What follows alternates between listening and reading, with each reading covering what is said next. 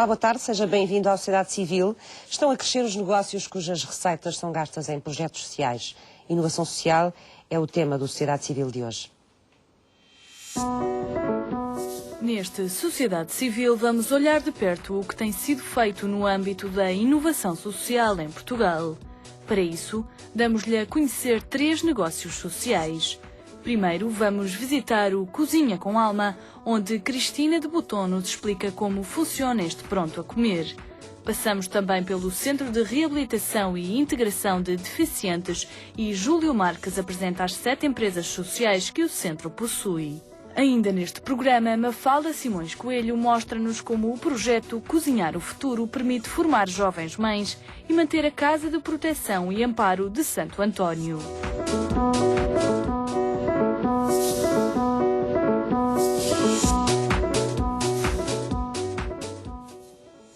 Vamos então, ao longo do Sociedade Civil de hoje, tentar saber mais sobre isto, o que é a inovação social e como é que ela está a evoluir em Portugal. Muito obrigada aos meus 4 convidados desta tarde. Maria do Carmo Marques Pinto, bem-vinda. É diretora do Departamento de Empreendedorismo e Economia Social da Santa Casa da Misericórdia de Lisboa. Está à frente também do Banco de Inovação Social, não é? Exatamente. Vamos começar por explicar às pessoas o que foi este projeto. Primeiro, porque é que a Misericórdia sentiu necessidade de criar este banco e para que é que ele serve? A Santa Casa da Misericórdia já há muitos anos que faz inovação social, digamos, o que através do seu Departamento de Ação Social, não é? Vai continuamente procurando respostas novas para as necessidades sociais das pessoas que são beneficiárias da Misericórdia. Mas a uma certa altura sentiu a necessidade de, não só de conceptualizar o que é a inovação social, como de dedicar recursos humanos, recursos financeiros para promover a inovação social, portanto, procurar respostas que fossem mais abrangentes, que dessem uma resposta mais eficaz a uma série de necessidades sociais que também vão evoluindo ao longo do tempo. Não é? Agora há necessidades sociais que não havia há uns anos e nessa altura criou-se o departamento, que eu agora sou diretora, dedicados à inovação social e ao empreendedorismo social. Quando eu entrei, que entrei há pouco tempo, não entrei há 8 meses, o Sr. Provedor fez-me este desafio de como é que a Santa Casa da Misericórdia, agora no século XXI, deve abordar essas novas respostas que são preciso ir buscar à sociedade civil. E o que pensámos foi que a Santa Casa da Misericórdia sozinha não pode dar essa resposta.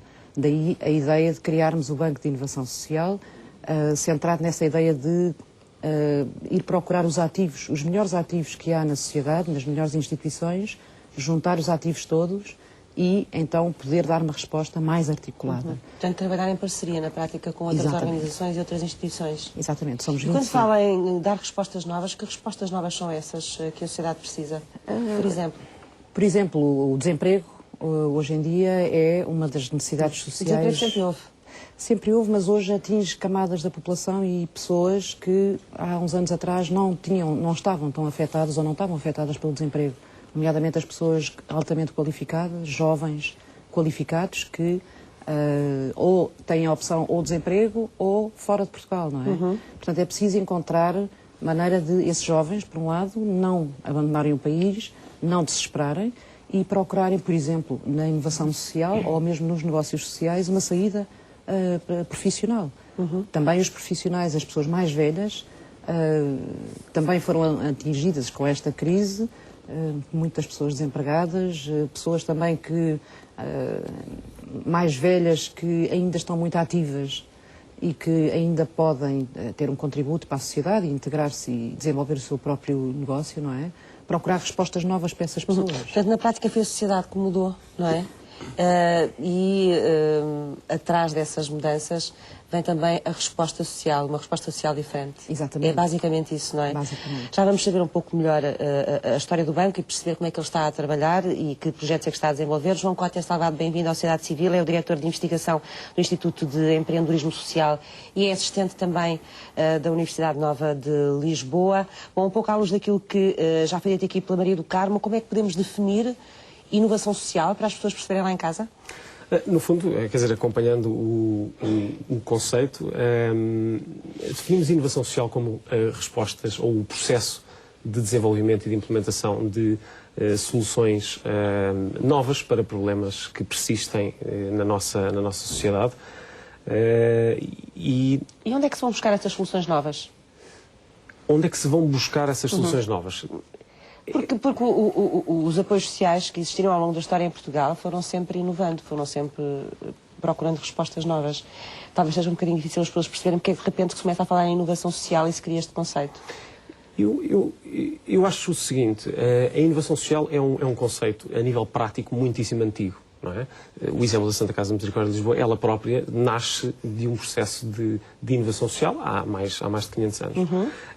Agora, o que se tem dado mais ênfase é em estudar este processo, em perceber o que é que acontece durante esse processo, como é que as pessoas se envolvem na construção de novas ideias sociais, como é que as pessoas depois conseguem gerir da melhor forma estas iniciativas e como é que fazem estas iniciativas crescer. Portanto, na prática é juntar ensinamentos de outras disciplinas, como a economia, por exemplo, a esta prática social, de apoio social. Sim, eu diria que sim. Eu diria que sim. Há um conjunto de ferramentas que vêm de outras ciências.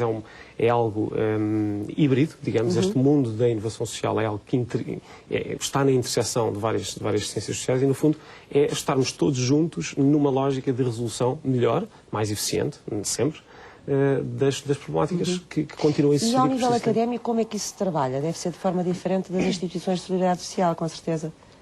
Sim, o processo académico ainda está pouco desenvolvido. Eu diria que o desenvolvimento académico deste tema tem 15, 20 anos no máximo. Em Portugal ou... A nível mundial. E ainda estamos numa fase, por exemplo, de discussão a nível conceptual. Há muitas diferenças a nível global. Há áreas do globo que definem a inovação social de uma determinada forma. A parte norte-americana tem uma forma diferente de ver a inovação social. O Reino Unido tem uma forma diferente. O centro da Europa tem uma forma diferente. Mas, no fundo, o que se tenta é estudar o fenómeno, não é? Em toda a sua segmentação, ou seja, em todo o seu ciclo de vida. Tentar perceber o que é que leva uma pessoa a abraçar uma causa? O que leva uma pessoa a deixar tudo e ir desenvolver ou ir replicar um conceito interessante que funciona cá para um outro país? E tenta-se responder a estas perguntas para quê? Para perceber melhor o fenómeno, para poder depois ensinar aos outros. É, no fundo, este o modelo seguido pela academia. Está mais concentrado a nível de gestão, há áreas como a sociologia, como a psicologia, que começam a desenvolver e está, no fundo, disperso por parte destas ciências todas, esta investigação. Margarida Pinto Correia, bem-vinda. É a diretora de Inovação Social da Fundação EDP. Há pouco tempo ainda, não é? Há relativamente pouco tempo. Bom, eu estava a ouvir falar, o João estava-me a lembrar de si, porque a Margarida também já teve outras atividades, não é? E também, de repente, virou-se para essa questão precisamente das causas sociais e tem sido isso um pouco a sua vida. E isso aconteceu porquê? Qual foi o clique? O clique foi a oportunidade. É um bocadinho como a inovação social em geral. Quando nós inovamos na nossa vida é porque há uma oportunidade de o fazer. Algumas pessoas é uma questão de talento, querem muito mudar e fazer outra coisa qualquer. No meu caso foi uma questão de oportunidade. Tive um desafio que abracei há 9 anos atrás, com a Fundação do Gil, e depois é viciante, porque quando nós percebemos que podemos utilizar os nossos instrumentos e as nossas ferramentas empurrando a bola e fazendo as coisas mudar, de facto depois não queremos fazer outra coisa, queremos é testar, inovar, experimentar e ir preenchendo os vários vazios. A inovação social tem muito a ver com isto, não é? Tem muito a ver com identificar a ausência de uma resposta e pensar o que é que eu posso fazer aqui, mas pensar com atenção. E eu acredito que uma das grandes evoluções dos últimos anos é que a nossa cultura própria, era de sim experimentar, mas cada um experimentava no seu quintal, cada um experimentava na sua área de abrangência ou na sua necessidade até. Isso é uma coisa portuguesa, não é? Não é só na área do apoio social. Muito mediterrânica, que é o terceiro setor todo foi-se desenvolvendo, ainda muito longe de se chamar terceiro setor, não é? Mas era a solidariedade e antes a caridade, enfim, chamemos-lhe o que quisermos, mas vamos sempre dar às respostas sociais. Sempre se foi criando muito na área das associações e das ONGs por necessidades sentidas pela própria pessoa, ou pelo próprio bairro, ou pela própria zona, não é? Eu tenho o meu filho com uma doença, crio uma associação para aquela doença, eu sou maltratada pelo meu senhorio, crio uma associação de inquilinos, quer dizer, sempre foi uma coisa muito umbilical. E isto gerou que nos últimos 100 anos em Portugal, ou nos últimos 50 anos em Portugal, se tenha desenvolvido uma cultura de costas voltadas. Cada um estava a fazer, no seu quintalinho, o melhor que podia. Mas não Com estavam a poucos ser recursos, criadas muitas vezes, não é? redes e as pessoas não tinham as respostas arquitetadas umas com as outras e eram concorrentes umas das outras quando depois recorriam a fundos ou a respostas que a sociedade criava de uma forma mais sólida, como foi a Santa Casa de Misericórdia ao longo de centenas de anos e como é a Fundação EDP nos últimos 10 anos seguramente, e isto é de facto uma evolução que, como todo o resto da evolução na humanidade nos últimos anos, tem sido galopante, quer dizer, não é sequer exponencial, é mais do que isso, porque nós estamos a ir muito depressa, muito mais depressa do que é uma métrica qualquer, não é? Hoje em dia esta conversa era se calhar impensável há 10 anos atrás, porque estaríamos cada um a fazer as suas coisas e preocupados em fazer as suas coisas e não era sequer tema. Hoje em dia há quem esteja a estudar, há quem tenha um histórico para renovar, há quem esteja a pensar de novo como é que se pode fazer, a nível universitário também se criam várias respostas e eu acredito que isto é sempre na busca de preencher os vazios, mas hoje em dia já com uma noção de estamos todos de frente uns para os outros, estamos todos a criar parcerias, aliás, à volta desta mesa estão várias parcerias. E isso é muito entusiasmante também, porque é de per si inovador. E as respostas podem ser melhores? As respostas podem ser melhores, a necessidade é muito mais bem conhecida, e quando eu não digo melhor é porque eu quero dar ênfase ao mais bem conhecida, porque estamos a estudá-las muito mais profundamente e estamos a estudar as respostas. O problema de estarmos todos de costas voltados uns para os outros é quando nós criamos uma resposta, experimentamos-la ali, eventualmente até temos uma boa consequência, mas não inovamos sobre ela, porque aquela é a nossa respostinha, não é? Pois. Quando nós nos obrigamos a testar o que estamos a fazer, podemos sempre inovar sobre isso. Uma das melhores maneiras de evoluir é falhar e recomeçar e reconstruir, é ir testando, e testar no terreno é fundamental. É muito o ADN da Fundação EDP nos últimos 10 anos, sobretudo, e é uma coisa muito entusiasmante por isso, porque nada cai em saco roto, porque se falhou, é preciso perceber porque é que falhou e depois mudar em cima disso. Não é, ok, este não correu mal, este não correu bem, vamos escondê-lo. Este não correu bem, então vamos perceber porquê e vamos perceber se temos alguma saída dali, se vamos aproveitar aquela ideia ou se pura e simplesmente vamos dá-la como uma ideia a não repetir. E vamos partilhar com os outros, e pá, não façam isso porque nós já fizemos e não correu bem. Isso é completamente diferente e é aliciante nos novos tempos. Américo Mendes, bem-vindo também à Sociedade Civil, é o coordenador da área transversal de Economia Social da Universidade Católica Portuguesa no Porto. O que é que a Católica está a fazer a nível de inovação social? A inovação social é um eixo estratégico da Universidade aqui no Porto e para concretizar essa estratégia estamos organizados nessa coisa que acabou agora de referir, a área transversal de Economia Social. Portanto, não é um departamento formal da Universidade, mas é mais uma forma de trabalho colaborativo que envolve pessoas das várias... Mas isso já tem muito a ver com o espírito, não é? A área transversal é precisamente tocar ou ir buscar saberes a vários lados dentro da própria universidade, não é? Para construir a partir daí a inovação. Com colegas de outras faculdades, trabalhar em conjunto nas seguintes frentes. Primeiro, naquilo que é normal, entre aspas, numa universidade, que é a oferta de formação superior. Temos um mestrado de Economia Social que vai para a 5ª edição, no próximo ano letivo, uma pós-graduação em Gestão de Organizações de Economia Social. Quem frequenta estes cursos já agora? São pessoas que depois vão trabalhar nesta área? Ou que já estão a trabalhar nesta área? Quem frequenta é uma combinação interessante entre pessoas que têm experiência de trabalhar em instituições, em organizações de economia social, em alguns casos com responsabilidades de direção, ou dos órgãos sociais, ou direção técnica, e gente mais nova que acabou os seus cursos e que tem muita vontade, e por isso as aulas são muito interessantes. Isto também um bocadinho em conta aquilo que a Margarida estava a dizer, que é, as pessoas que trabalham nesta área também já trabalham com mais formação, procuram mais formação, não é? Um conhecimento mais profundo daquilo que estão a fazer. Vêm buscar um complemento nos domínios da economia e da gestão, porque sentem que isso é importante para melhorar. Estava-me a dizer que este curso de Economia Social vai em que edição? O mestrado está na 4ª edição e irá para a 5ª, já temos candidatos para a 5ª edição. Além disso, temos uma pós-graduação em Gestão de Organizações de Economia Social, que está na 2ª edição.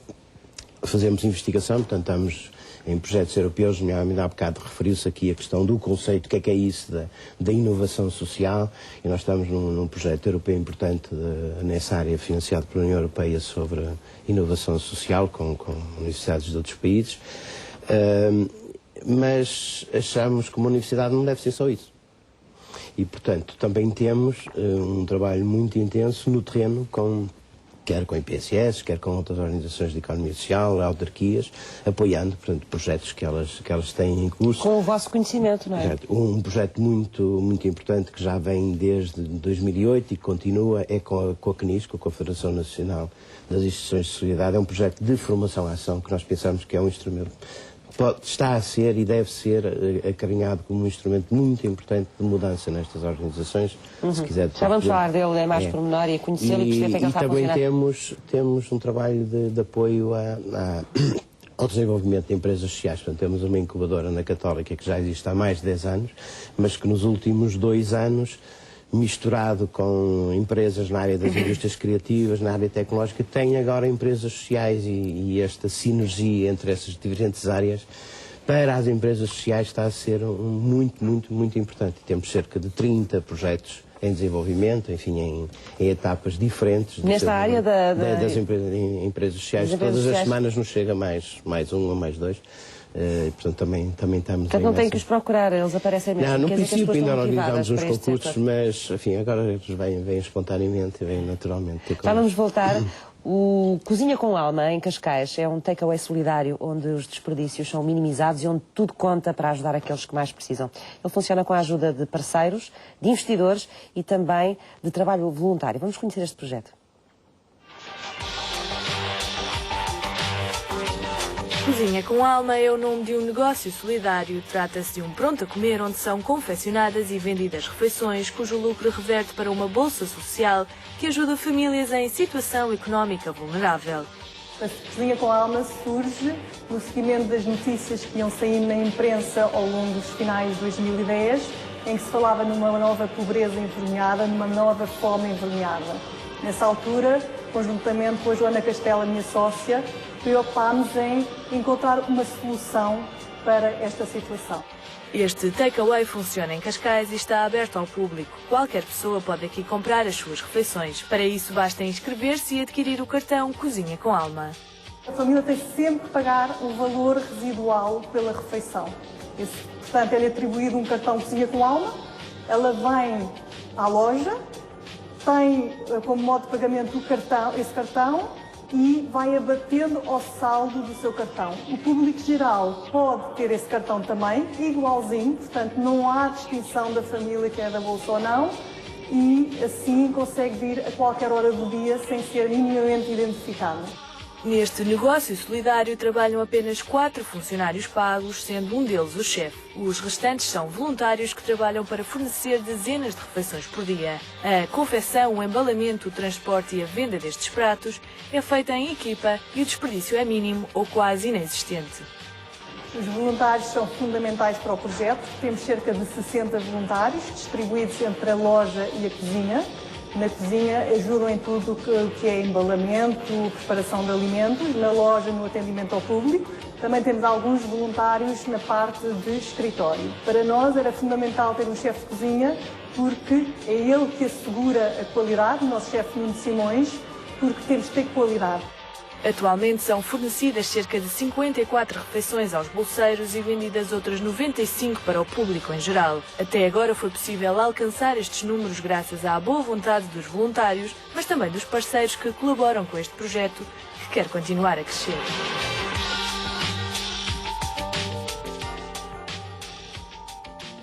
Maria do Carmo, às vezes há pequenas respostas simples como esta, não é? Que podem funcionar muito bem, é preciso ter uma boa ideia. No caso do Banco de Inovação Social, como é que a coisa surgiu? A criação do Banco de Inovação Social. Sim. Pois, como eu lhe dizia há pouco, a reflexão que a Misericórdia faz face à necessidade de encontrar respostas inovadoras. Sim, eu isso já percebi. Mas e depois? Depois, Como é que se avançou mesmo para o banco? depois, convidando as entidades que nós achamos que poderiam ter interesse, não é? Em Quem é juntar-se que convidaram? Quem é que vocês precisavam no Banco de Inovação Social? Nós precisávamos de todas as instituições que tivessem um ativo no âmbito da inovação social. Por exemplo, as instituições públicas, não é? A Câmara Municipal de Lisboa, para nós, é um parceiro natural, em Lisboa, para a Misericórdia.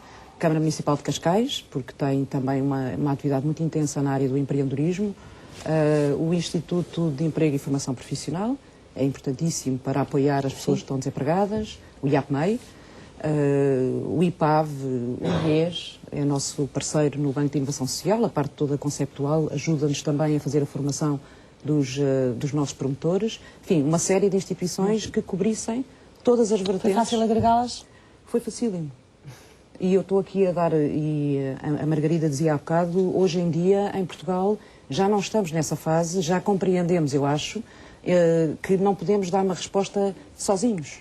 Também porque as IPSS têm mais formação, os promotores que estão à frente têm mais formação, compreendem o mundo atual, e o mundo atual não pode, não é possível dar uma resposta sozinhos. Portanto, em Portugal, nós, seja por necessidade, seja por evolução cultural, de facto, há muito mais solidariedade entre as instituições. Portanto, mas quando partiram em busca destes parceiros, já tinham uma ideia do que é que queriam que o banco fosse? O banco é isso como é que mesmo. ele funcionasse? Exatamente. O banco traduz a ideia do que nós estamos a fazer. É agregar ativos. Para investir na inovação social precisa de dinheiro, precisa de espaços, precisa de formação, precisa de, enfim, uma série de instrumentos ou ferramentas que nós sozinhos na Misericórdia não podíamos dar ou não podíamos dar tão bem. E, portanto, juntámos, está a ver, a ideia do banco, esses ativos. Quando se vai investir, é preciso saber em que é que se vai investir e qual é o objetivo. Quais eram os vossos objetivos? Quais eram os objetivos do banco? Onde é que o banco queria chegar? O banco quer chegar... O que é que ele queria fazer? Quer. O banco tem vários projetos, não é? Nós lançamos vários programas. Nós abarcamos o que é a inovação social no seu conjunto. Portanto, um programa propriamente dito de inovação social, onde nós estimulamos e promovemos as iniciativas que possa haver em Portugal de inovação social, estas tais iniciativas que o João há bocado falava. Um programa de promoção da cultura. É necessário que as crianças, sobretudo, aprendam a encontrar ou a dar respostas às suas necessidades pequenas, não é? Na escola, na comunidade onde vivem. Portanto, esse programa é importante para nós e nós vamos investir bastante nele. Um programa de apoio ao empreendedorismo social. Portanto, aí está a finalidade do banco, é encontrar respostas novas para as necessidades normais de sempre ou as novas. E temos, este ano, a convocatória do programa, definimos 4 necessidades. A criação de emprego, a promoção do envelhecimento ativo, o combate ao desperdício, lá está, como dizia este do Bolos com Alma, e o combate ao abandono escolar. Portanto, em torno destas 4 necessidades, que podiam ser outras, mas nós identificámos como prioritárias, pedimos às pessoas que apresentassem projetos, que selecionámos num processo de seleção bastante rigoroso, de uma convocatória também bastante rigorosa, e, portanto, é essa a finalidade do banco, não é? É estimular a chamada inovação aberta. Nós poderíamos, nós próprios, fomentar a nossa inovação dentro da Santa Casa da Misericórdia. Isso não é viável, não é a melhor resposta. A melhor resposta é aquela que nasce na sociedade civil. E, portanto, aí vamos encontrar as ideias e aí vamos ajudá-los a dar a melhor resposta, portanto, a resposta mais articulada à necessidade social. Nestas 4 áreas que me referiu, como é que as coisas estão a avançar? O que é que está no terreno já? Ou não, ainda não estamos nessa fase? Estamos nessa fase, sim, já estamos nessa fase. Portanto, houve vários projetos nestas 4 áreas. Também negócios inclusivos. Negócios inclusivos são os negócios que os desempregados ou as pessoas em situação precária apresentam para, enfim, prover ao seu próprio sustento, ao seu próprio emprego. Portanto, nós encontramos projetos nestas 4 áreas, projetos muito inovadores na área do desperdício, do aproveitamento do desperdício, portanto, do combate ao desperdício, também no abandono escolar, e projetos em todo o país. Não só na área de Lisboa, que seria normal de esperar, por causa da Santa Casa da Misericórdia ser de Lisboa, Portanto, não houve é? muitas candidaturas, foi? 764. Quantas é que vocês conseguem apoiar nesse mar de projetos? Nós podemos apoiar porque é preciso apoiar seriamente. E para apoiar seriamente é preciso investir. E não é apenas recursos financeiros. É a formação, é os espaços físicos, é as redes, como dizia a Margarida, as redes E o acompanhamento, não é? O acompanhamento. É fundamental acompanhar os projetos depois, porque muitos destes projetos têm uma boa ideia, mas não têm experiência, nem têm vida no terreno e, portanto, depois precisam de ser parametrizados, ajustados e ajudados a funcionar, quer com a rede que lhes é posta ao dispor, quer em si próprios na evolução da sua resposta. Claro, muitas vezes Daí, o por sucesso exemplo, depende disso. não é? o sucesso só depende disso. Mais do que ter uma boa ideia. Ter uma boa ideia, há muitas pessoas que têm, a ideia tem que ser factível, não é? E muitas vezes não é necessário investir grandes recursos económicos.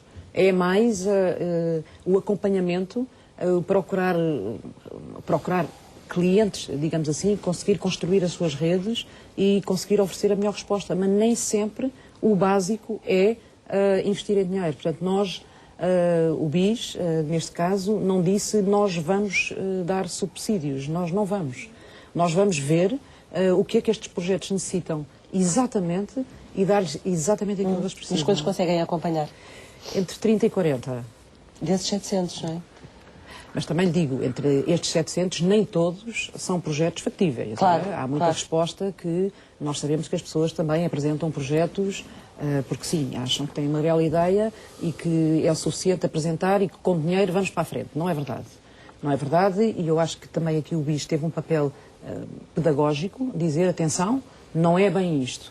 A inovação social requer uma boa ideia, mas requer ser capaz de a levar para a frente. Portanto, nem toda a gente é capaz de desenvolver e levar para a frente uma boa ideia e encontrar uma boa resposta. Claro. João, como é que se pode ajudar as pessoas ou incentivar as pessoas a participarem de alguma forma ou a envolverem-se na inovação social? Eu acho que há vários vetores, não é? O IES foi criado um pouco nessa lógica, não é? A nossa missão, nós somos uma associação, e a nossa missão, no fundo, é inspirar e capacitar para um mundo melhor. O que é que nós pretendemos na prática? É fazer ver às pessoas que existem coisas a funcionar e que podem ser seguidas como bons exemplos e permitir às pessoas o acesso a ferramentas de gestão motivacionais que as permitam desenvolver essas boas ideias que têm. São vocês que põem conta das pessoas, são as pessoas que vêm ter convosco a pedir-vos ajuda, como é que é o processo da vossa ligação com a sociedade? Então é o seguinte, o IES, no fundo, o que é uma escola para inovadores e empreendedores sociais. Como é que nós fazemos? Nós temos uma proximidade muito grande ao terreno através da identificação. Portanto, nós estamos diariamente com equipas de terreno à procura de quem está a mudar o mundo na sua localidade a nível regional. Estão como? Andam a bater às portas? Temos um projeto grande, que é o Mapa de Inovação e Empreendedorismo Social, do qual a Fundação EDP é também parceira, e que, no fundo, assenta no mapeamento destas boas iniciativas. A metodologia é muitíssimo participada. Portanto, as pessoas andam, de facto, a bater às portas de observadores, de pessoas que têm conhecimento em relação ao terreno, e o conhecimento vem das próprias pessoas que estão no terreno e conhecem o próprio terreno. Fazemos entrevistas presenciais a essas pessoas, são-nos referenciadas mais pessoas para nós falarmos, são despistadas as iniciativas e conseguimos ter, através de um sistema de filtros, que é validado academicamente e depois na prática também, conseguimos ter um filtro do que existe no terreno e que é muito importante para depois... Uma espécie de uma base de dados, não é? É uma espécie de uma base de dados que depois nos permite construir conhecimento, porque é a partir da prática que vem o conhecimento. Consolidamos esse conhecimento com a parte teórica, académica, e depois então ensinamos outros a fazer como os que estão a ser bem-sucedidos no terreno fazem. Portanto, na prática é estudar os bons casos, não é? E depois, a partir deles, criar outros, é? Exatamente. Ou estimular outros passar as boas a criar práticas. outros. E passar também a vizinhança, porque neste mapeamento nós ficaremos todos a saber uns dos outros, não é? Ficaremos todos a saber quem é que está ali perto a fazer outras coisas, para não voltarmos a incorrer num erro dos anos 90 e 80, mas sobretudo 90 em Portugal, que era construir 10 ginásios no mesmo concelho e 10 respostas Portanto, a ideia é ter uma espécie de mapa nacional da inovação social e perceber o que é que se está a fazer em cada sítio. Exatamente. É isso? Sim, é fundamental para nós. fundamental. É aí que nos permite alavancar e ver que tipo de conhecimento existe na prática e que pode ser levado para outros que às vezes não sabem. Ou seja, imagino que eu quero montar alguma coisa que combata o isolamento dos idosos, eu deveria saber o que é que já foi o que feito existe em e Portugal com e no que estrangeiro. grau de sucesso, E como é que eu posso combinar partes desses modelos para, de facto, ser bem-sucedido na resolução do problema. É isso que é a inovação social. Eu ser bem-sucedido, eu ser eficiente, como? Utilizando a informação que já existe. Se eu não tenho a informação que já existe, é muito difícil, por exemplo, ensinar outros a combater o isolamento dos idosos. Há E quanto como tempo nós- estão a fazer isso, João? Nós... Este levantamento? Este levantamento Sim, este há muito mapa. pouco tempo. Há cerca de 6 meses, 8 meses. Começaram? Sim, Isto é começamos. trabalho para quanto tempo?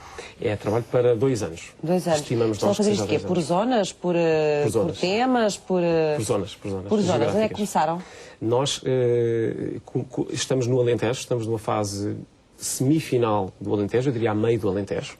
Quando nós dizemos semifinal, o final é sempre... Mas é o sempre trabalho difícil. todo que leva para fazer, não é? Não? Sim, há a integração. Não é só o levantamento que faz lá no terreno, depois tem muito Exatamente. trabalho para tratar, não é? Sim, há muito dados trabalho para tratar e há uma componente de comunicação importante, há a construção de vídeos depois por parte das boas iniciativas, há a questão de alimentação deste mapa, que vai ser um mapa interativo, e por isso contamos com um parceiro-chave, que é o IPAV, que também é parceiro do BIS, no desenvolvimento desta componente. Portanto, é um trabalho muito pesado, porque todas as metodologias participativas e colaborativas são pesadas, não é? Quer dizer, o BIS, por exemplo, o Carmo pode falar um bocadinho sobre isso, não é? Ou seja, a colaboração compensa, mas é um trabalho pesado, não é? A participação da população compensa, mas é um trabalho que leva algum tempo. Nós, quer dizer, queremos ter em 2 anos isto finalizado. É um projeto também com o apoio do CREN, por isso temos prazos, temos métricas muito bem definidas. Quantas pessoas têm no terreno a trabalhar, a fazer No isto? terreno agora temos uma equipa eu não me quero enganar, é uma equipa muito diversificada, portanto cada um é de um curso, porque isso é uma componente engraçada, e são 8, 9 pessoas. Só? Elas às fases vão cobrindo o país todo. Vão cobrindo o país todo. As 8 pessoas ainda têm muito que andar, não é? Sim, elas agora estão no Chegarão Alentejo. às várias instituições Claro. por zonas, Claro, não é? claro, Sim, claro, sim. claro. E a informação é muito participada, não é? Eles não andam à procura eles próprios, eles utilizam a população local para procurar. Pois. E esse é que é o truque, eles são facilitadores de um processo de pesquisa. É essa a componente interessante do O que é projeto. que vai acontecer a esse material todo que vocês vão recolher e vão trabalhar daqui a 2 anos? Ele vai estar disponível como, para quem? Ele vai estar completamente disponível. A nossa ideia é... há uma componente que é fundamental para eu conseguir construir conhecimento, que é ter dados. Não é? Se eu não tiver bases de dados boas, eu não consigo perceber como é que estas iniciativas funcionam, por exemplo.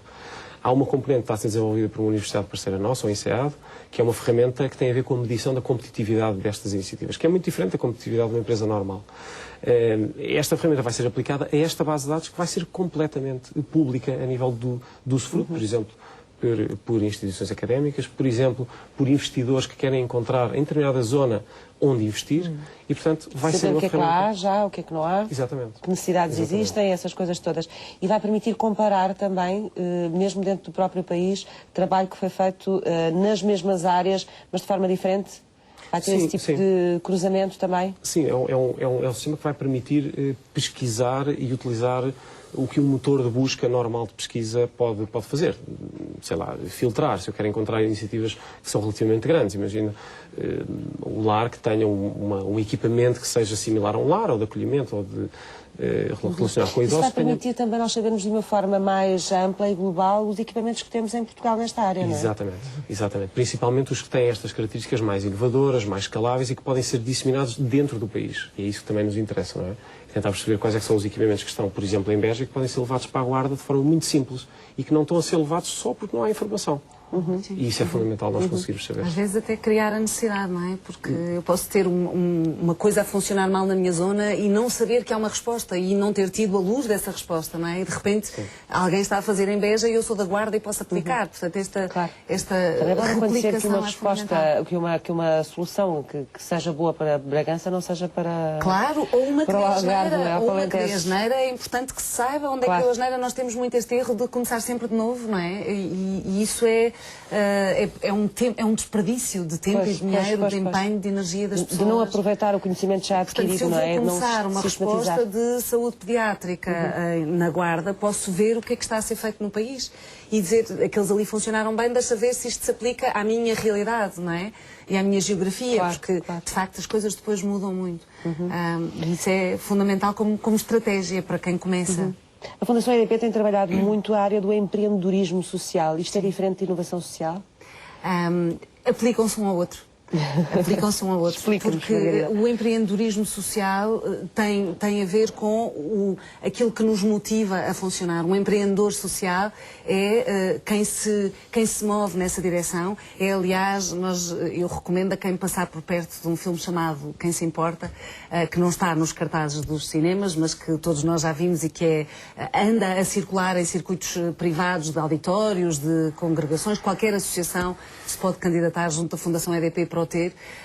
É um filme feito sobre um empreendedorismo social no mundo e é um filme feito sobre um empreendedorismo social no mundo e há uma parte muito engraçada em que reflete esta coisa de o que é que eu sou, o que é que eu faço, o que é que eu escrevo num hotel quando faço o check-in, o que é que eu ponho como profissão. E há várias pessoas no mundo que começam a tentar escrever empreendedor social e sentem-se muito confortáveis porque finalmente têm ali qualquer coisa para dizer que são, porque até há 10, 15 anos atrás, eram os loucos que tinham umas ideias e que andavam a experimentar coisas. O empreendedor está no terreno, está a experimentá-las, a testá-las e está a identificar o vazio sem medo de ir para lá. Não é? O inovador pode estar a estudá-las apenas, pode estar a conceptualizá-las ou a fomentá-las, mas não tem que estar necessariamente no terreno. E depois há as variadíssimas pontes entre estas duas coisas. Mas o empreendedor é, de facto, quem leva a coisa avante. O inovador pode ser só o que conceptualiza ou que permite que se concretize. Não é?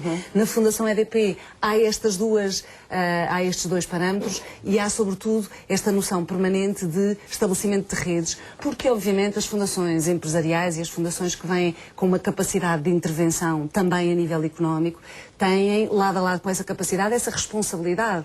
São oriundas de empresas que estão sedimentadas, no caso da EDP, muito sólidas, fazem parte do tecido português e, portanto, têm esta resposta para dar à sociedade de nós estamos no meio, se quiser, num triângulo em que as fundações se enquadram muito, que é entre os dinheiros públicos, que são dinheiros que têm que ter uma responsabilidade imediata naquilo em que são aplicados, os dinheiros privados que podem fazer o que muito bem entenderem com eles, e depois esta área de intervenção onde podemos testar e podemos até arriscar estar errados, porque a nossa função é perceber, e podemos fazê-lo, por onde é que vamos, e ir testando, e ir experimentando. E, portanto, temos as pontes entre o inovador e o empreendedor social. No caso da Fundação EDP, há dois setores criados, um que foi criado em 2012, portanto tem um ano e pouco, que chama-se Social Lab, e é um laboratório de inovação social, mas é um laboratório que fomenta novos negócios que poderão vir a ser, de facto, negócios sociais. O que é que isto quer dizer? Em vez de ser uma instituição que recorre a fundos externos para se sustentar, é uma instituição ou um projeto que vai dar uma resposta social, mas que para isso está também a captar fundos. Nós temos tradicionalmente na nossa cultura este, a meu ver, erro, e isto é uma visão pessoal, de nos chamarmos organizações não lucrativas, às ONGs, às IPSS, etc., do terceiro setor, que depois as fecha num preconceito de não podem dar lucro. No caso dos negócios sociais, podem e devem dar lucro. O lucro não é distribuído por partes privadas interessadas. O lucro é aplicado na sociedade numa resposta social. É quando eu proponho um projeto, e no caso da Fundação EDP há, por exemplo, o Projeto Marias, que é um projeto de empregadas domésticas, que eram mulheres não só desempregadas, como de zonas socialmente desfavorecidas, de famílias desagregadas, completamente desempoderadas em termos de formação académica e de formação social, que são capacitadas para se inscrever na Segurança Social, começar a reportar à Segurança Social, ter uma boa forma de aceder ao seu cliente, criarem a sua própria rede social, não é? Criam a sua rede, de forma a poderem vir a ser autónomas. Sim. A ideia não é vamos ter muitas, é passem por nós e sejam autónomas, porque poderão ser boas empregadas domésticas, mas respondendo à Segurança Social, e neste ano e meio ainda não fez de projeto, já capacitámos uma série de pessoas, e eu não digo só mulheres porque também há homens nestas Marias, uma série de pessoas que passaram a dar dinheiro à Segurança Social, triplicaram o seu oferimento anual e estão a servir bem nos seus postos de trabalho. E, portanto, estamos a promover este processo. Foi só preciso ajudá-las a mudar a forma como elas funcionavam. Criar a empresa que o faz.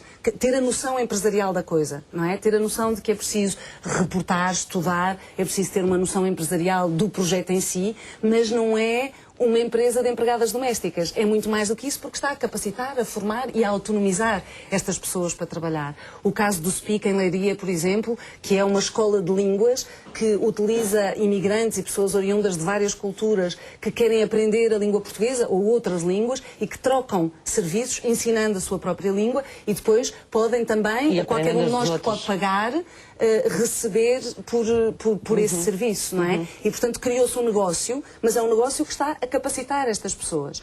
Outro projeto da Fundação EDP é o Social Hub, que é completamente diferente e que tem uma visão partilhada com os projetos da Universidade Católica aqui a Norte, e que tem a ver com ter uma rede promovida pela Fundação EDP, mas no local, neste caso começou na Amadora e em Paranhos, aqui no Norte, que é uma rede de uma série de instrumentos de resposta que já estão na nossa posse. Nós pedimos ajuda ao IES e pedimos ajuda a uma consultora e pedimos ajuda a um programador informático e criamos uma resposta que tenha em atenção as necessidades daquela zona. E, portanto, aí é completamente micro, é ao contrário. Só que o hub, o telheiro social é um telheiro de respostas e de instrumentos que pode servir os vários e pô-los uns aos outros a servirem-se da mesma estrutura. E, portanto, não criamos para cada um novo projeto, um novo parâmetro, um novo... E temos uma grelha de estudo para cada um, e uma grelha de gestão empresarial, e uma grelha de resposta social, e tudo isto é medido em conjunto, por regiões, em parceria, obviamente, com as câmaras, com os centros de saúde, com o que haja de estrutura, quer pública, quer privada, que possa implementar aquela comunidade. E é feito para a comunidade, mas depois com hipóteses de replicar por todo lado, não é? No caso deste Social Hub, foi começado na Amadora e em Paranhos, mas não quer dizer que não se vai replicar por todo lado. Claro, não é? que não possa depois multiplicar-se pelo país, não é? Noutros exemplos. O Centro de Reabilitação e Integração de Deficientes também encontrou formas novas de cumprir a sua missão. Ele criou 7 empresas sociais que trabalham a integração social e profissional das pessoas com deficiência.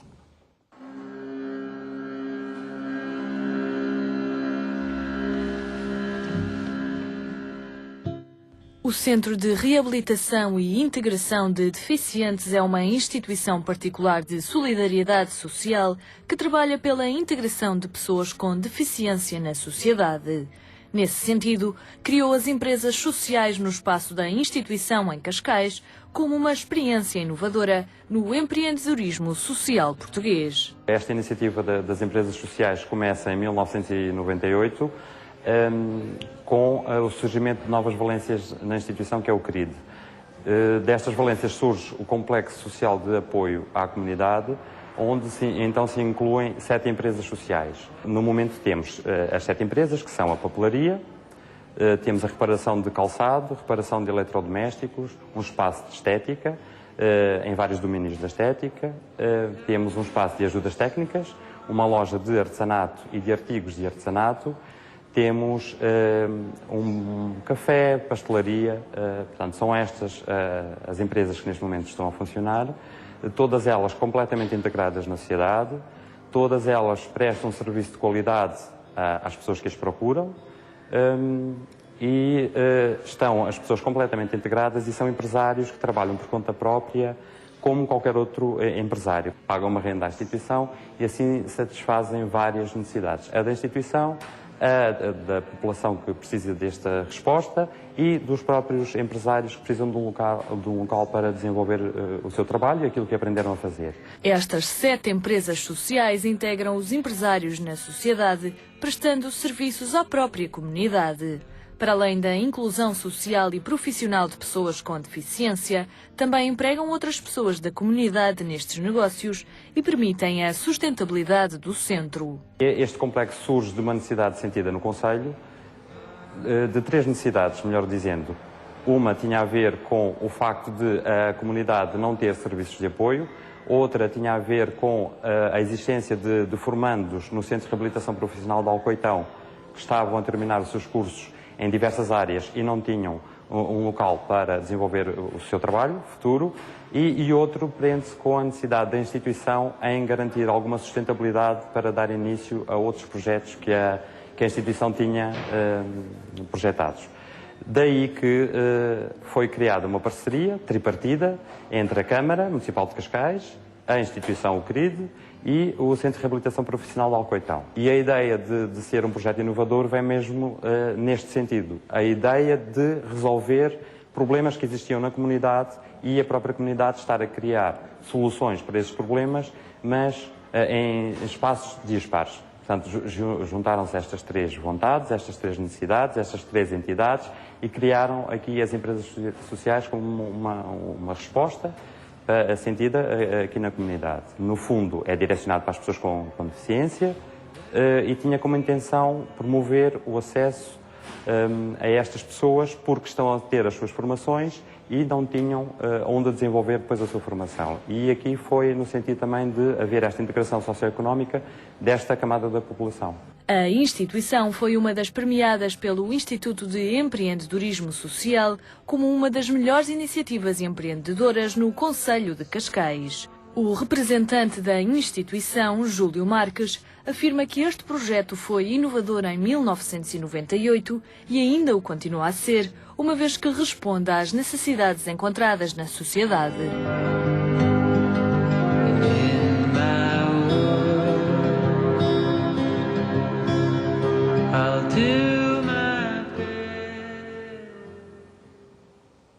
Mais um exemplo de um projeto que conseguiu várias respostas sociais para vários problemas sociais. Américo Mendes, há pouco estava a falar de cerca de 3 dezenas de empresas, não era? Ou de projetos de empresas de inovação social que estavam a trabalhar na incubadora de empresas da Católica. Quem aparece para trabalhar nesta incubadora, nomeadamente na área da inovação social, está a trabalhar que áreas? O que é que quer em concreto? Ou seja, dentro da inovação social, que é uma coisa vastíssima, não é? Deve haver, com certeza, áreas mais procuradas, pelas quais as pessoas se motivam mais, e deve haver outras mais desprotegidas, talvez, não é? Ou... Bom, os projetos que temos, assim, em estado mais adiantado de desenvolvimento, há uns que são na área do sem-abrigo, portanto, apoio da reinserção social do sem-abrigo, um projeto muito interessante de criação de uma cooperativa que vai pôr a trabalhar ex-sem-abrigo como guias turísticos na cidade do Porto. Ninguém melhor que os sem-abrigo conhece os vários recantos da cidade que passaram lá. Já estão a receber formação ou não? Já está a andar, está a correr muito bem. Quando é que vamos ter os primeiros guias? Eles já estão identificados, estão formados e, portanto, não irá tardar muito a essa empresa começar a funcionar. Ela vai ter um formato cooperativo, está bastante adiantado. Depois há projetos na área dos idosos, portanto, de acompanhamento e de lidar com esse problema que é a solidão dos idosos. Mas também... Mas essas empresas aparecem com ideias novas em relação a esta... Mas também projetos de fazer a ponte entre as gerações, entre os idosos e as crianças. E os mais jovens. Têm surgido ultimamente muitos projetos desse género, não é? De juntar gerações. Ponte, mas um que temos lá muito interessante chama-se chat analógico. É recuperar uma coisa que agora as novas tecnologias da informação estão a deixar um bocadinho de lado, que é escrever cartas.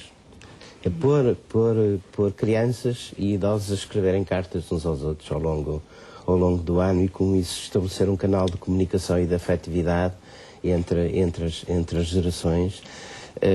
Os antigos pen friends, não é? Portanto, são cerca dos 30, há cerca de 10 que estão já bastante adiantados, outros estão em estado. Esses projetos, depois, quando estão em marcha, quando estão a funcionar já, vocês continuam a acompanhá-los, eles depois deixam... Há um aspecto muito importante que eu gostava de acrescentar quando se falou nos fatores que são importantes para que estes projetos de empresas sociais sejam bem-sucedidos e, portanto, é, de facto, o acompanhamento...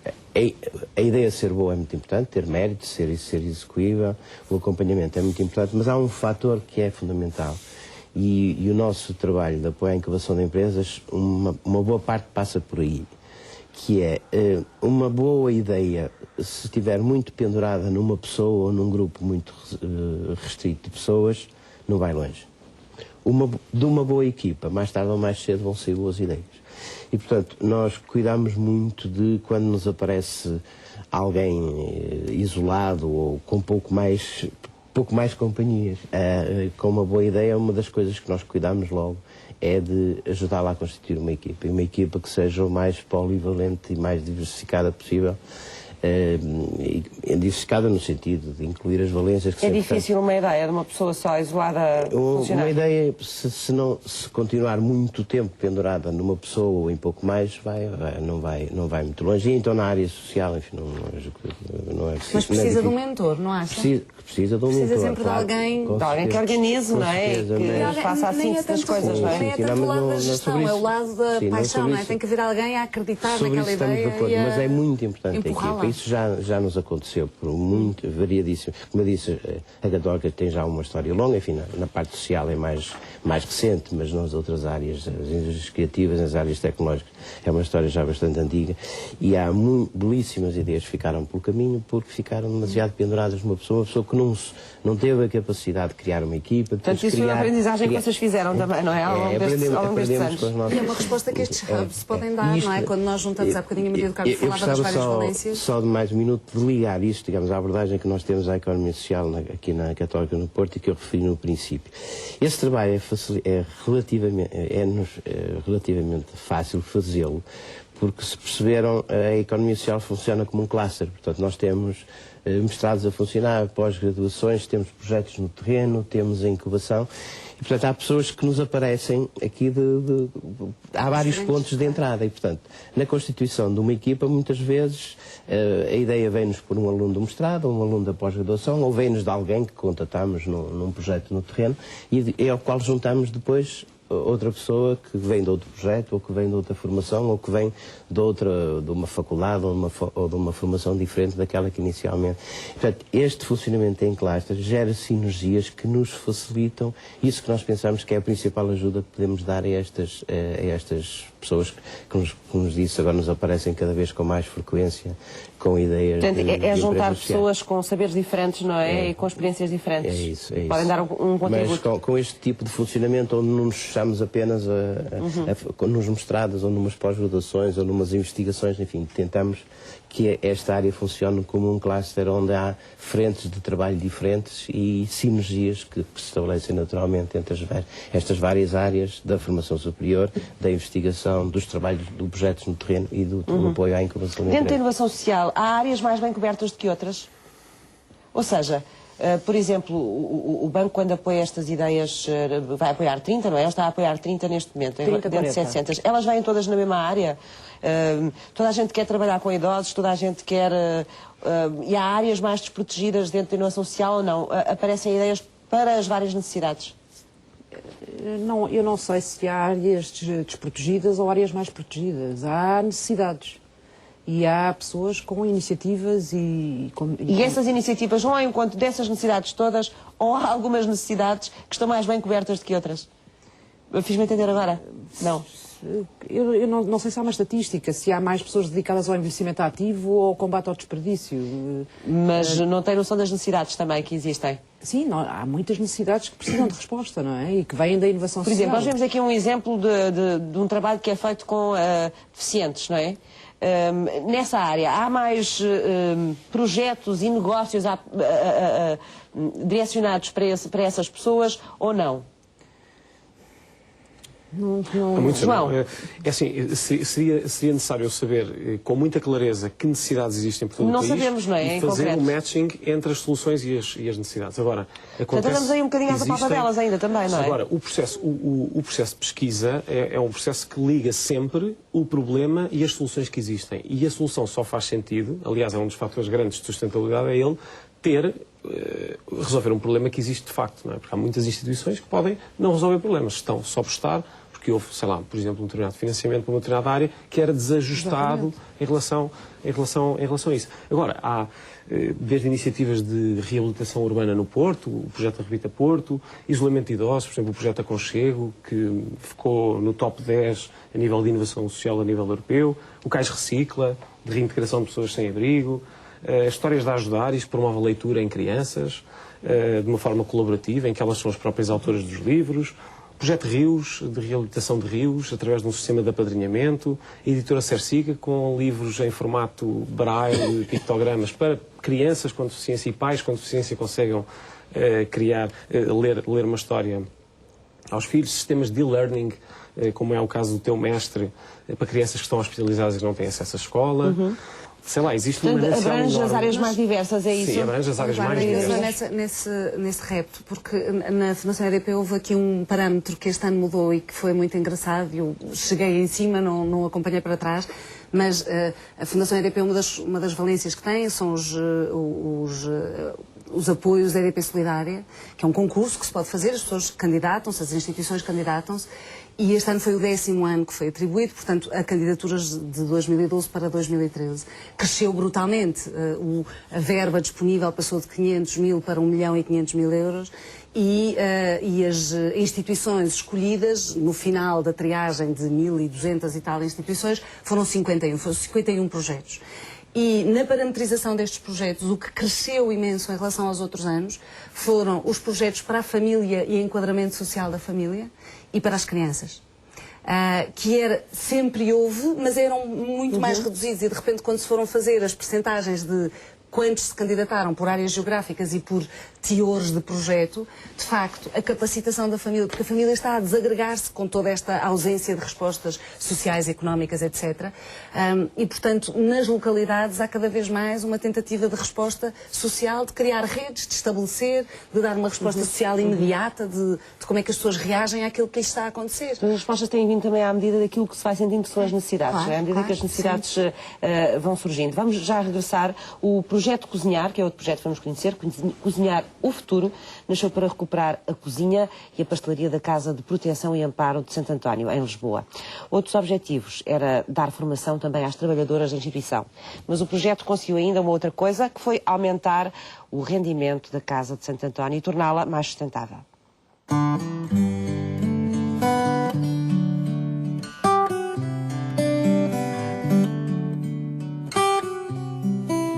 A Casa de Proteção e Amparo de Santo António é uma instituição particular de solidariedade social criada em 1931 e que tem como missão acolher e amparar a maternidade na adolescência. Em 2010, surgiu o projeto Cozinhar o Futuro como alavanca para o desenvolvimento desta instituição. O Cozinhar o Futuro, portanto, é uma cozinha e uma pastelaria que está aberta ao público, que funciona por encomenda, quer dizer, qualquer pessoa que quiser fazer encomenda, que tenha um jantar, que tenha um casamento, que tenha simples batizado, qualquer coisa, uma festa de crianças, tudo isso, pode vir aqui encomendar a comida, tudo. Nós tratamos de tudo. Nós sempre tivemos esta valência, ou já temos há 60 anos, mais ou menos, esta valência da cozinha e da pastelaria, e as instalações estavam muito degradadas e nós achámos que estavam subaproveitadas as instalações.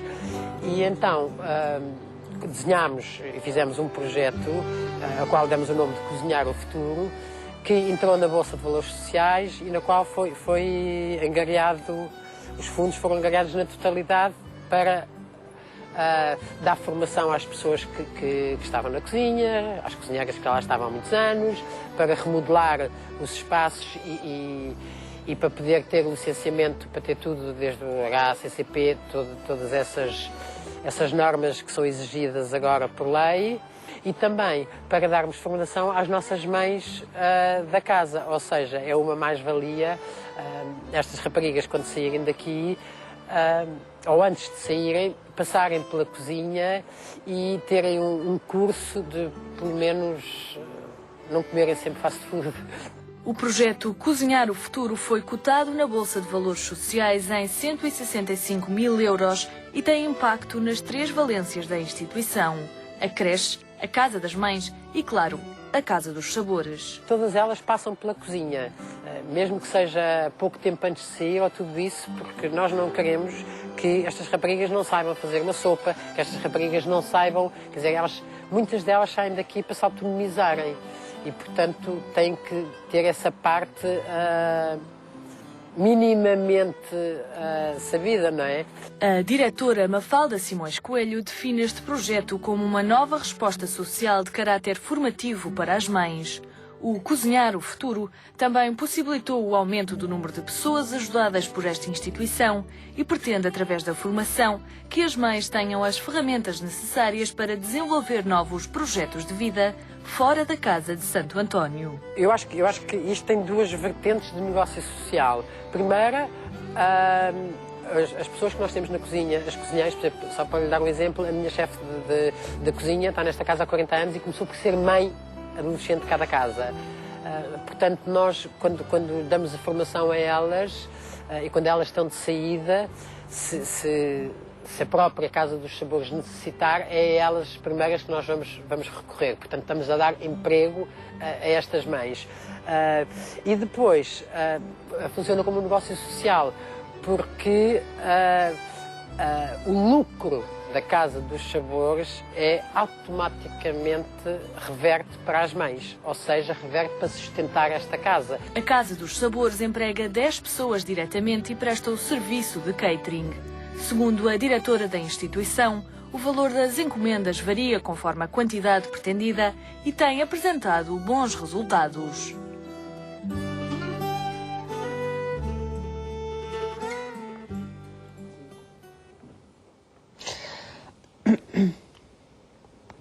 Margarida, penso que queria acrescentar qualquer coisa em relação a isto que vimos aqui na reportagem, não é? Sim, porque ela referiu a Bolsa de Valores Sociais e nós não tínhamos falado exatamente do que é a BVS.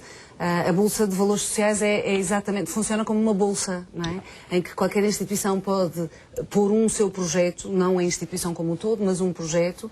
O projeto é estudado, é parametrizado, é sujeito a uma série de métricas para ter a certeza que vale a pena, que há necessidade dele e que ele está a ser bem gerido e bem aplicado. E depois qualquer um de nós pode ser investidor nessa bolsa, ou as grandes empresas. Muitas vezes as empresas querem ter alguma responsabilidade social fora do seu próprio habitat e não sabem qual é o grau de confiança. Onde investir e como é que o devem fazer, não é? Não querem só alimentar um despesismo que também existe nas organizações mal geridas e a BVS é uma excelente resposta porque já tem na sua estrutura a proposta que é feita exatamente e nasceu de uma associação de várias entidades, não é? Mas nasce precisamente nesta resposta de nós parametrizamos, nós temos a certeza que é válido, que é necessário. E, portanto, quem investe também não investe numa organização, de uma forma, já investe num projeto em concreto, num projeto em concreto e sabe dele e tem um site onde pode sempre acompanhá-lo. E os projetos também têm ali uma forma de... Podem não ser logo todos pagos, entre aspas, empoderados, não é? Mas podem ir captando esse valor à medida dos seus gastos. E, como eu dizia, qualquer um de nós pode pôr 5 euros ou uma instituição pôr 5 mil ou 50 mil. Qualquer pessoa pode participar, Qualquer não é? pessoa pode participar online, ainda por cima. Ou organização. User-friendly para quem esteja info incluído. João, também estão a trabalhar com isto? Nós sabemos que temos um envolvimento mais pessoal. Tivemos no início em trazer para cá a Bolsa de Valores Sociais, ou seja, o primeiro congresso que fundou o IES também acabou por trazer, com base em alguns parceiros, como é o caso da Fundação EDP e com base da Fundação Gulbenkian, e temos acompanhado o trabalho. Não estamos envolvidos formalmente. Mas tem uma ideia de como é que está a correr? Sim, não sei exatamente o número de projetos que já foram aprovados. Aprovados e concretizados, como é o caso deste. E eu, na minha vida anterior, na Fundação do Gil, também tive um projeto de apoio ao domicílio a crianças com doenças crónicas, que foi capacitado pela BVS. Portanto, nós candidatámos, dizemos o que já fazíamos, o que queríamos fazer mais. E conseguiram os apoios que precisavam. E conseguimos os apoios que precisávamos. E as várias instituições de coisas variadíssimas estão a ser capacitadas, podem ir sendo capacitadas ou capacitadas de uma vez só. Isto custa 50 mil, eu ponho 50 mil, pronto. Não está só a mudar a forma como se faz a intervenção social, está a mudar a forma também como se financia essa intervenção, não é? Maria do Carmo, qual vai ser o caminho aqui que se vai seguir também?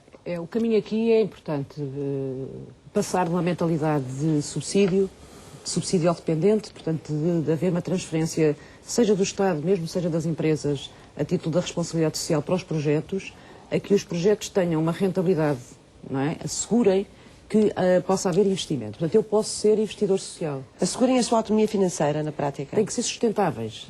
Sustentabilidade não é que gerem lucros. Se eu fizer um projeto, por exemplo, que se baseie num voluntariado, ele é sustentável. Eu tenho que garantir que haja voluntários que, ao longo dos anos, vão assegurando aquele projeto. Portanto, não é necessário, é uma lógica diferente das empresas. Agora, é importante haver estes mecanismos de investimento. E daí o Banco de Inovação Social, um dos eixos em que aposta é a criação de um fundo de investimento social. Portanto, existe muito dinheiro que é doado, não é? E que é transferido para estas IPSS, mas não existe um fundo de investimento social em Portugal.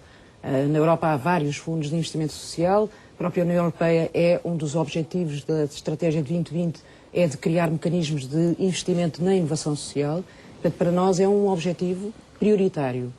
Criámos um fundo, não legalmente, não é? Porque não existe legislação ainda para fundos de investimento sociais, mas criámos com Montepio. Mas haverá? Não. Que ideia tem? Isto está a ser trabalhado? Está a ser trabalhado e eu creio que é um compromisso do Governo, não é? De desenvolver a lei da economia social no sentido de poderem ser criados estes fundos que não têm uma lógica financeira, têm uma lógica social, portanto, neste caso, neste momento, não lhe podem chamar fundo de investimento social. Nós chamamos de fundo que é para criar esta dinâmica. Com o Montepio, criámos um fundo, que no fundo é uma reserva financeira, mas entre nós e mesmo no próprio Banco de Inovação Social, quando falamos no fundo, que é para criar esta percepção, este discurso, esta narrativa, esta atitude de que nós, nos negócios sociais que aprovamos, vamos investir. Como se faz com o Projeto Marias, nós aliás somos Quem é que vai alimentar este Fundo de Investimento Social? Como é que ele se alimenta? Quem quiser, investidores, mas em princípio instituições financeiras, inclusivamente, e eu estive em Bruxelas na semana passada também para saber mais e de entrar em contacto sobretudo com as áreas e com as divisões que gerem a parte do investimento social, a criação de um regulamento, a Comissão Europeia aprovou um regulamento de criação dos fundos de investimento social para o empreendedorismo. Isto quer dizer o quê? Quer dizer que os fundos criados em Portugal podem circular livremente na União Europeia. Portanto, eu posso apresentar o meu fundo de investimento social à Inglaterra, aos investidores ingleses, aos franceses, alemães, ou inclusivamente captar investimento estrangeiro. A inovação social é um mercado que também está aberto ao investimento estrangeiro. Daí nós termos convidado o AICEP a formar parte do Banco de Inovação Social, não só para assegurar que os projetos que apoiamos têm uma capacidade de internacionalização, que é muito importante, mas também para chamar a atenção de que existe em Portugal um mercado de inovação social. Daí ser tão importante o mapeamento.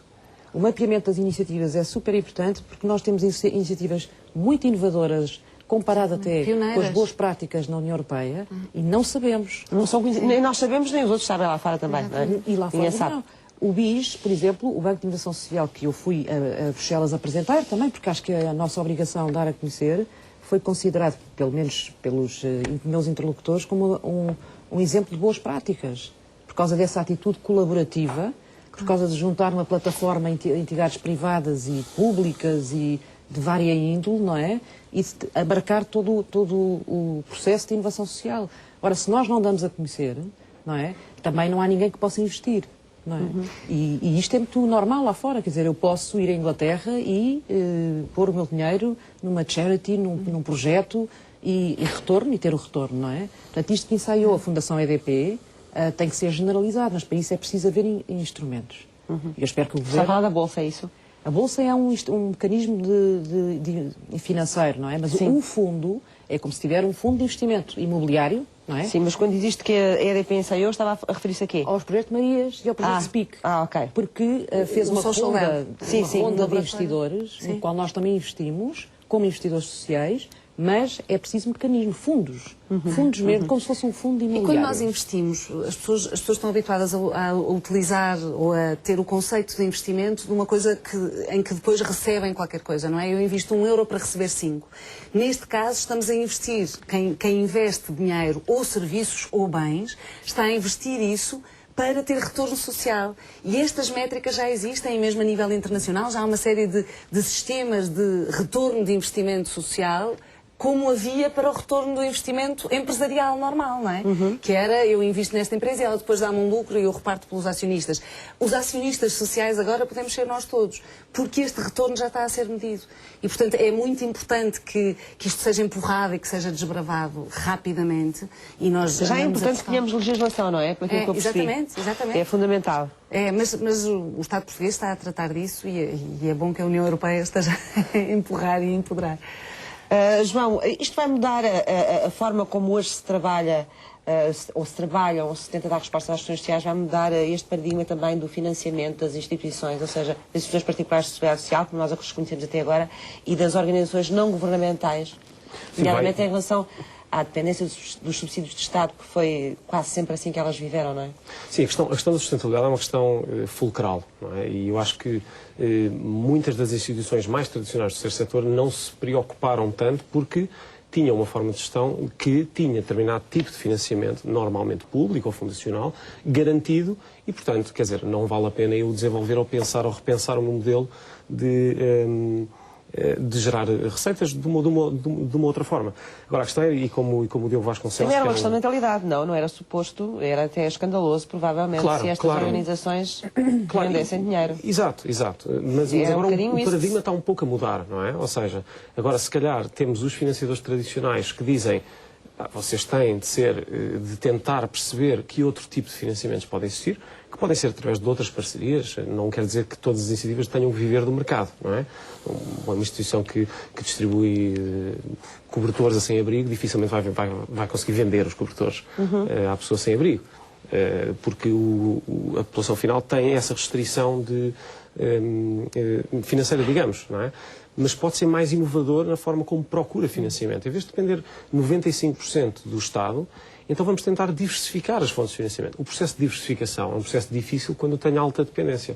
E, portanto, é isso que nós temos de tentar estimular, porque a inovação social vai ser cada vez mais... Quando fala em dependência é o quê? Ou seja, quando só vive se tiver... É isso.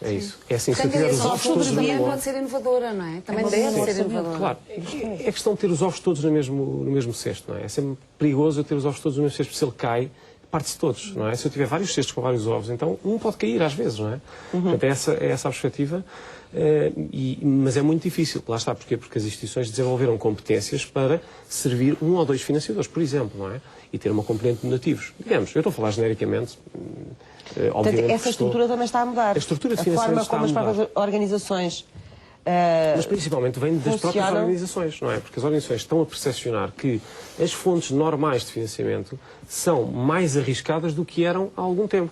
Começam a perceber, se calhar o Estado está a ficar sem dinheiro, se calhar aquela fundação quer diversificar o portfólio. Depois entra aí também o fator sobrevivência das próprias instituições, não é? Exatamente. E o problema é que elas estão a resolver, porque elas querem no final do dia resolver problemas. E portanto elas têm que, na cabeça do empreendedor social ou do inovador social está a questão da resolução do problema. Se eles começam a perceber que uma determinada fonte é mais arriscada, eles vão encontrar outras. E vão encontrar de certeza. E gostava de ouvir também sobre esta questão do financiamento Sim, eu, sem querer discordar nem destoar do que foi dito antes... Mas pode discordar, está à vontade. Não é essa a intenção. Mas acho que vale a pena aqui dizer, menos que as estatísticas oficiais estejam erradas, eu acho que não estão, o Estado não é o principal financiador das organizações de economia social em Portugal, não é? Os financiamentos públicos representarão, para o total, para o conjunto destas organizações, cerca de 1/3 dos seus recursos. Portanto, elas têm que ir buscar os 2/3 ao outro lado, não é?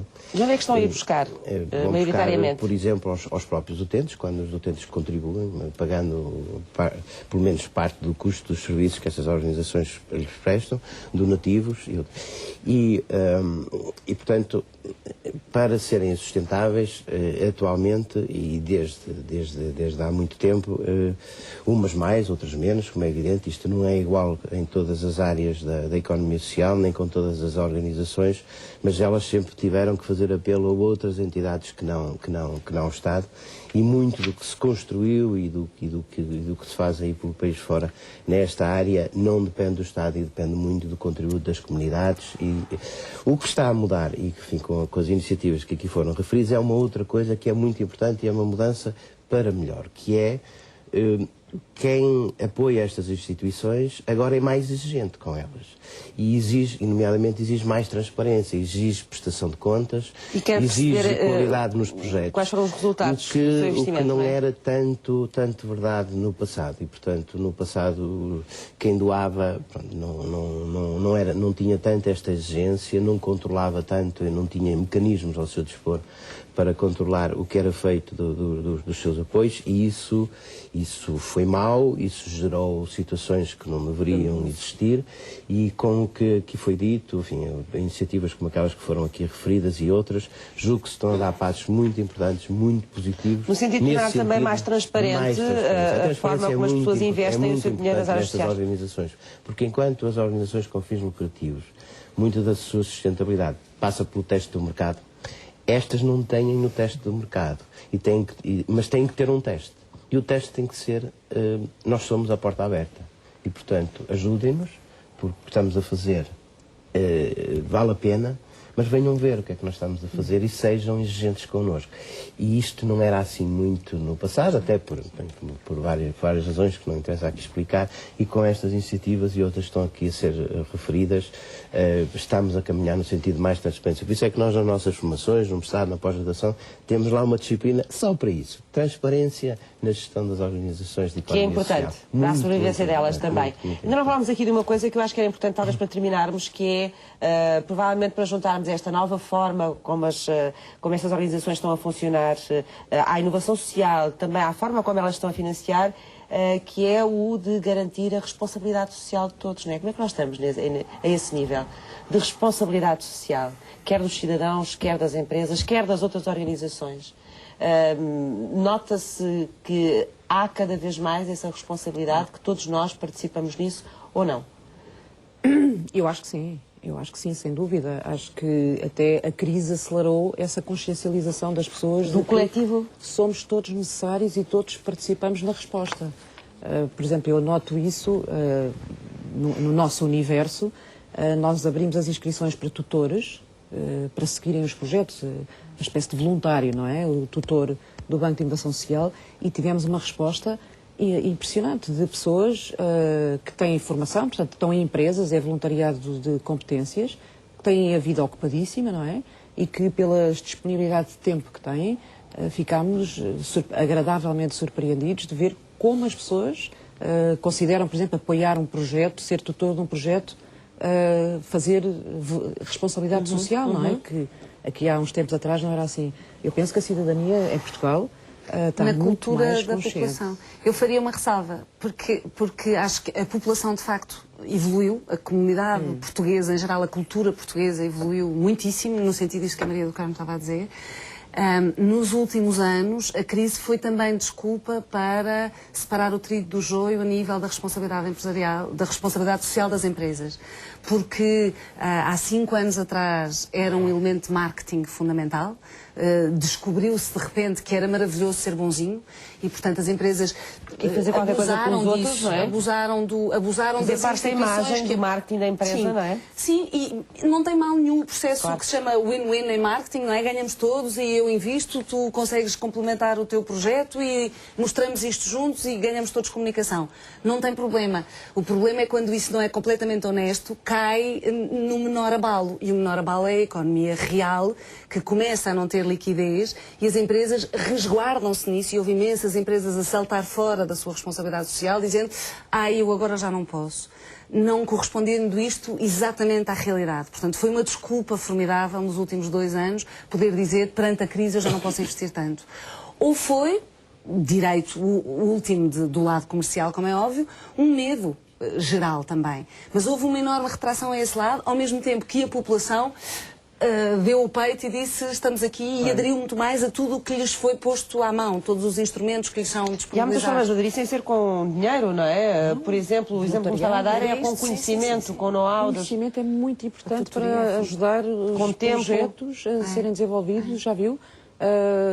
Promotores que não têm tanta qualificação, não têm tanta formação, ter alguém da área do marketing, da comunicação, da contabilidade a ajudar e a acompanhar o desenvolvimento de um projeto, isto vale ouro. da área digital também, da área da comunicação, é fundamental. João, ainda podemos queria avançar dizer- em termos de responsabilidade social? Podemos aperfeiçoar-nos? Eu acho que há um fator que é fundamental para isso. E havia uma frase do Diogo Vasconcelos, que era um professor europeu da inovação social, que nos deixou antecipadamente, que dizia que as pessoas associam a inovação a coisas, a indústrias como a aeroespacial ou a farmacêutica. E no futuro, a inovação vai ser cada vez mais importante em coisas que as pessoas não estão habituadas a associar à inovação, que é a questão dos serviços da saúde, dos serviços de educação, a inclusão de pessoas que estão excluídas da sociedade, o apoio ao idoso, o apoio ao deficiente. E isso está-se a notar. E as pessoas estão a começar a perceber que existem modelos que funcionam, que são entidades normais. Uma em cada 4 organizações que são criadas hoje em dia vêm da economia social, ou são da economia social a nível europeu. E este envolvimento progressivo tem este efeito de rede que é estimular outros. Portanto, que toda a gente hoje em dia conhece uma pessoa que trabalha no setor social, por exemplo. E isso influencia. De antes não se percebia o que é que essa pessoa fazia. Essa pessoa estava fora do ambiente, por exemplo, empresarial. E as empresas também começam a perceber que a sustentabilidade do seu próprio negócio depende da resolução dos problemas que existem. Porque uma economia com problemas é uma economia que não vai ser sustentável para as empresas que trabalham nessa economia. E, portanto, há todo este movimento crescente de envolvimento que permite que as pessoas... Não é? E de seriedade. Portanto, que é uma nova atitude, não é? De uma forma geral e uma nova compreensão também destas áreas, não é? E da importância delas. Vamos avançar. Há campos de trabalho internacionais para jovens, uma forma de conhecer outro país e também de ocupar as férias. Vamos saber mais nas respostas dos parceiros.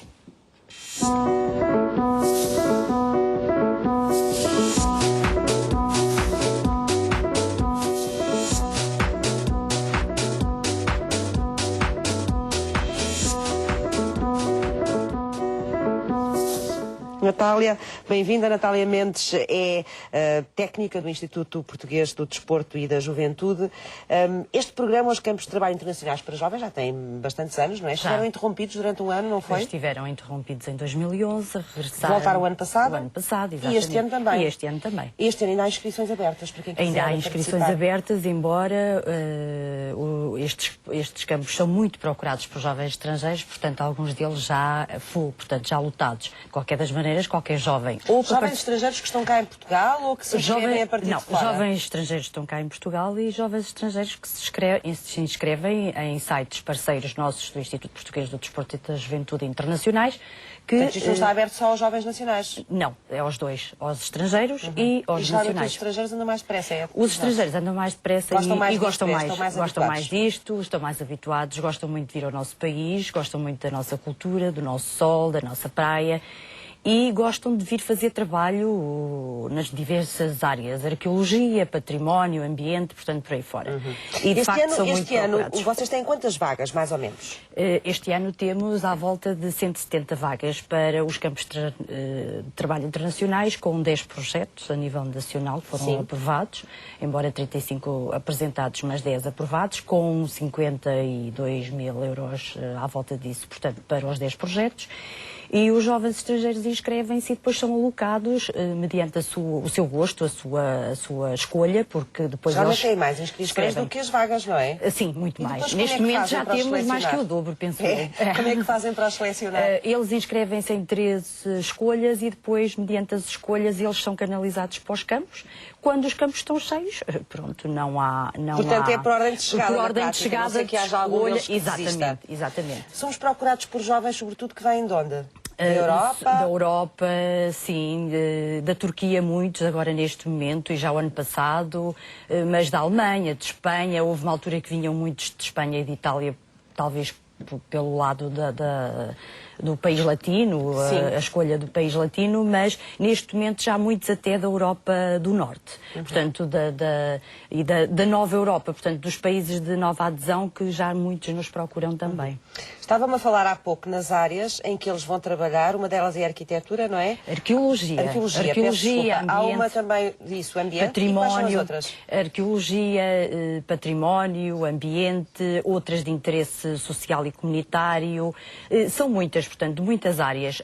A arqueologia é uma das áreas muito procuradas, porque, especificamente porque eles gostam muito de procurar a nossa cultura, de perceber como é que é a nossa cultura, o que é que nós temos, e de património também. E, portanto, são áreas que normalmente os estrangeiros procuram e que querem vir participar. Eles têm a participação na área e depois, claro, que o projeto tem, para além daquilo que é o trabalho em si, portanto, são as 6 horas diárias, tem 6 horas diárias por dia.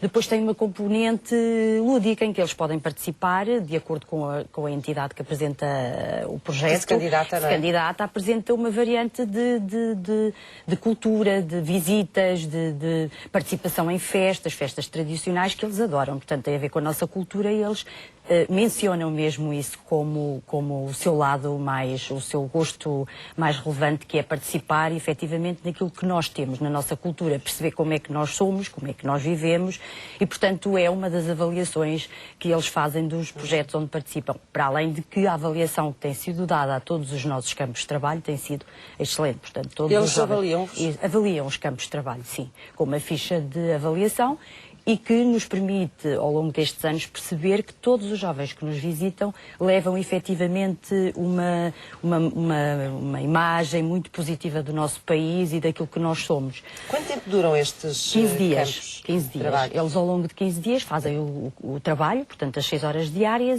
e têm depois as atividades extra, que já fazem parte do projeto, de lúdicas, eles fazem, por vezes, por exemplo, festas com gastronomia tradicional que eles próprios trazem do seu país, deles e depois partilham com a entidade e com os jovens portugueses que também se encontram nesses campos. Estes campos de trabalho são para jovens entre que idades? 18 e 30. Entre os 18 e os 30 anos.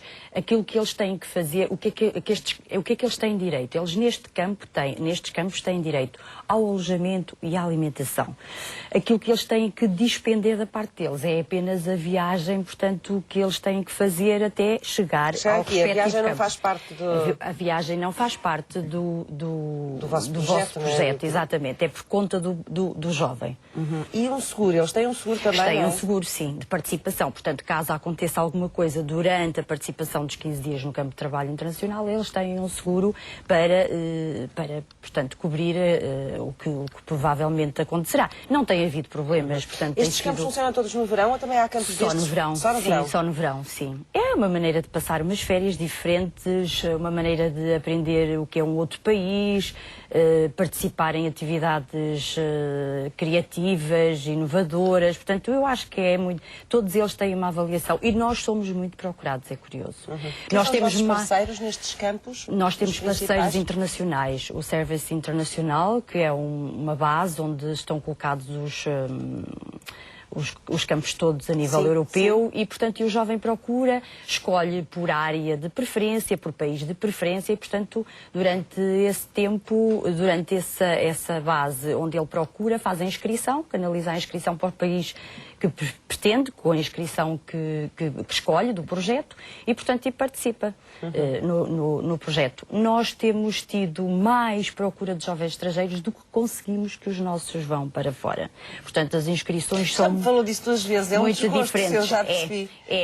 Nós tentamos, efetivamente, que os nossos jovens portugueses participem, porque é uma oportunidade de conhecer, ter umas férias diferentes e de aprender, portanto, pelo lado da educação não formal. E, temos dificuldade em sair daqui do nosso cantinho. É verdade, estamos muito no nosso cantinho, é verdade. Natália, pronto, vamos deixar essa mensagem lá para casa, para os nossos jovens, se quiserem, que sejam um pouco mais atrevidos e ativos e vão conhecer outras culturas e experimentos têm estes campos de trabalho internacionais que são muito interessantes, não é? Muito obrigada, Natália, por ter vindo falar deles aqui. Obrigada à Sociedade Civil. Boa tarde, com licença. Vamos ver outras atividades que vão acontecer nos próximos dias, na agenda dos parceiros, que vem já aí.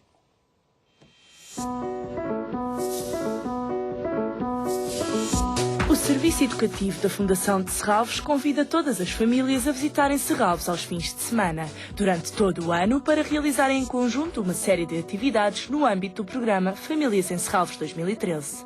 Conheça a programação em serralves.pt.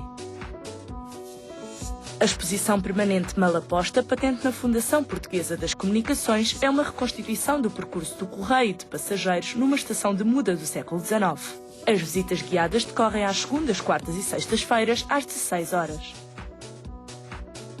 A Fundação Eugênio de Almeida, em Évora, convida-o a visitar a coleção de carruagens. Uma mostra que dá a conhecer as atrelagens que serviram a Casa Eugênio de Almeida entre a segunda metade do século XIX e os primeiros anos do século XX. Até 7 de julho pode visitar no Centro de Arte Moderna da Fundação Calouste Gulbenkian uma exposição da obra do pintor português Fernando Azevedo. Do vasto trabalho realizado ao longo de 6 décadas de trabalho, são apresentadas pinturas, colagens, desenhos, ilustrações, estudos para cenários e outros trabalhos gráficos.